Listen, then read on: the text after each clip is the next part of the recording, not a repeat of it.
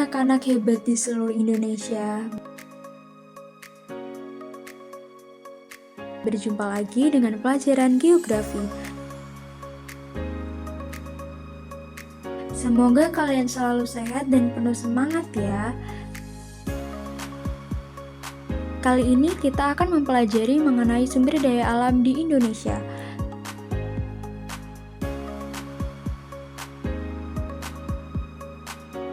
Kalian tahu kan bahwa Indonesia merupakan negara yang kaya akan sumber daya alam.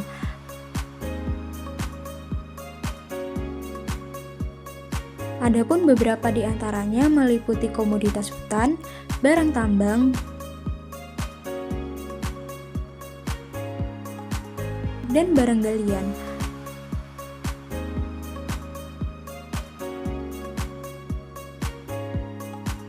Adanya kelimpahan sumber daya alam hendaknya dimanfaatkan secara bijaksana agar ketersediaannya dapat dilestarikan.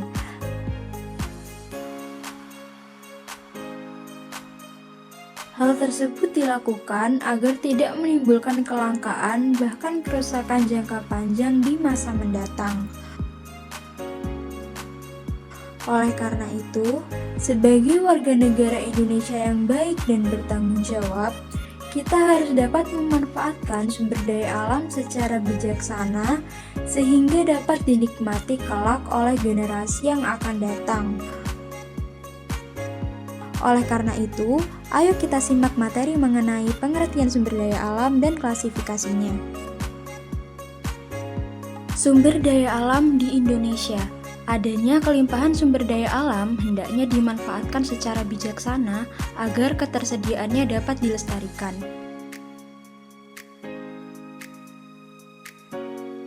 Pada video pembelajaran kali ini, kita akan membahas mengenai 5 materi. Yang pertama, ada pengertian sumber daya alam. Yang kedua, ada klasifikasi sumber daya alam berdasarkan potensi. Yang ketiga, klasifikasi sumber daya alam berdasarkan jenis. Yang keempat, klasifikasi sumber daya alam berdasarkan sifat. Dan yang kelima, manfaat sumber daya alam. Kemudian ditutup dengan mini quiz pembelajaran sumber daya alam di akhir video. Sebelum kita membahas lebih lanjut, apa sih sumber daya alam itu? Pengertian sumber daya alam. Sumber daya alam adalah segala sesuatu yang berasal dari alam dan dapat dimanfaatkan untuk memenuhi kebutuhan hidup manusia.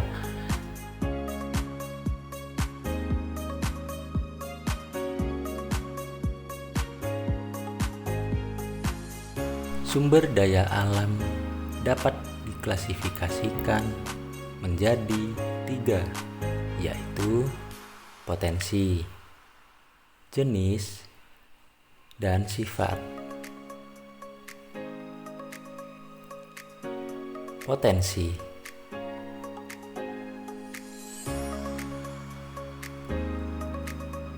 ada 4, yaitu materi, energi, ruang, dan waktu. Sumber daya alam materi, yaitu sumber daya alam yang dimanfaatkan dalam bentuk fisiknya. Contohnya batu, kayu, besi, emas, dan lain-lain.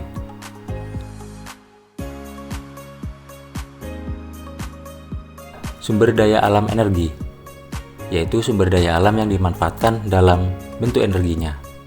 Contohnya batu bara, gas bumi, minyak bumi. Sumber daya alam ruang, yaitu sumber daya alam yang digunakan sebagai ruang untuk mata pencaharian. Contohnya perkebunan teh. Sumber daya alam waktu. Sumber daya alam waktu adalah sumber daya alam yang terkait dengan pemanfaatan sumber daya alam lainnya. Contohnya musim kemarau yang mempengaruhi tanaman perkebunan. Berikutnya adalah klasifikasi sumber daya alam berdasarkan jenisnya. Berdasarkan jenisnya, sumber daya dibagi menjadi 2, yaitu sumber daya alam hayati atau biotik dan sumber daya alam non-hayati atau abiotik. Sumber daya alam hayati atau biotik ini merupakan sumber daya alam yang berasal dari makhluk hidup. Contohnya hewan, tumbuhan, dan manusia. Sedangkan sumber daya alam non-hayati yaitu sumber daya alam yang berasal dari benda mati, contohnya udara, tanah, air, bahan tambang, dan lain-lain. Klasifikasi sumber daya alam berdasarkan sifatnya, yaitu apakah sumber daya tersebut bisa diperbarui atau tidak.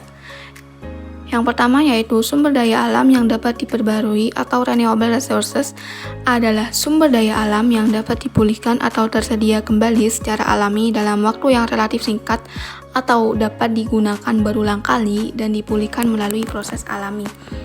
Contoh dari sumber daya jenis ini adalah tumbuhan, hewan, serta sinar matahari.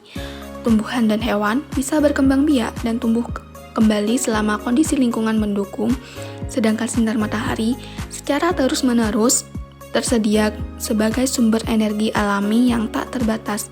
Yang kedua yaitu sumber daya alam yang tidak dapat diperbaharui atau non-renewable resources, yaitu sumber daya yang proses pembentukannya memerlukan waktu yang sangat lama dan tidak bisa diperbaharui dalam waktu singkat.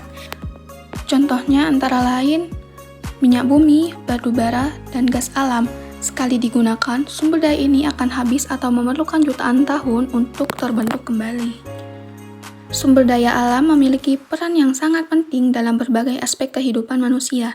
Dalam bidang pangan, sumber daya alam dimanfaatkan untuk kegiatan pertanian dan peternakan. Tanah yang subur, air, dan iklim yang mendukung memungkinkan manusia menanam berbagai jenis tanaman pangan seperti padi, jagung, dan sayuran, serta memelihara hewan ternak seperti sapi, kambing, dan ayam untuk memenuhi kebutuhan protein hewani.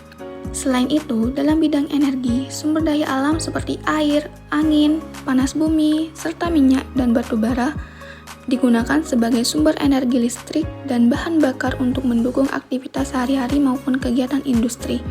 Dalam sektor industri, kekayaan alam menjadi bahan mentah utama untuk proses produksi di industri manufaktur, seperti kayu dari hutan untuk industri mebel, logam dari pertambangan untuk industri alat berat, dan kapas untuk industri tekstil. Selanjutnya yaitu keindahan alam seperti pantai, gunung, hutan, dan danau juga memberikan manfaat ekonomi melalui sektor pariwisata yang menjadi daya tarik bagi wisatawan domestik maupun mancanegara. Dengan demikian, pemanfaatan sumber daya alam secara bijak dan berkelanjutan sangat diperlukan agar manfaatnya bisa terus dirasakan oleh generasi sekarang maupun yang akan datang. Indonesia mempunyai sumber daya alam yang melimpah, sehingga perlu dikelola secara hati-hati dan bijaksana. Secara bersama-sama, sektor publik, komersial, dan pemerintahan dapat memanfaatkan potensi sumber daya alam Indonesia untuk meningkatkan pembangunan berkelanjutan dan kesejahteraan masyarakatnya.